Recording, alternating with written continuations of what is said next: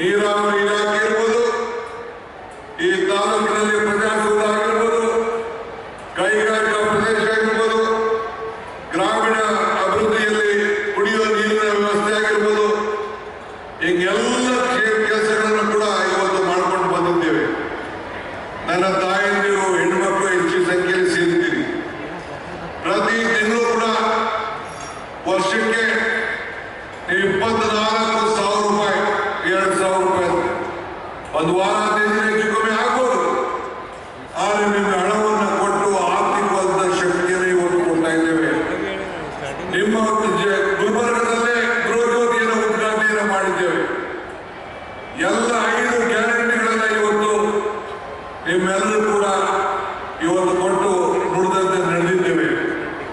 ಇಂಥ ಸರ್ಕಾರಕ್ಕೆ ನಿಮ್ಮ ಆಶೀರ್ವಾದ ಯಾವಾಗಲೂ ಇರಲಿ.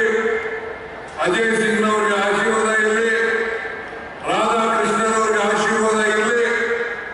ಕಾಂಗ್ರೆಸ್ ಸರ್ಕಾರ ಮಲ್ಲಿಕಾರ್ಜುನ ಖರ್ಗೆ ನೇತೃತ್ವದಲ್ಲಿ ಈ ದೇಶದಲ್ಲಿ ಏನು ಕೆಲಸ ನಡೀತಾ ಇದೆ.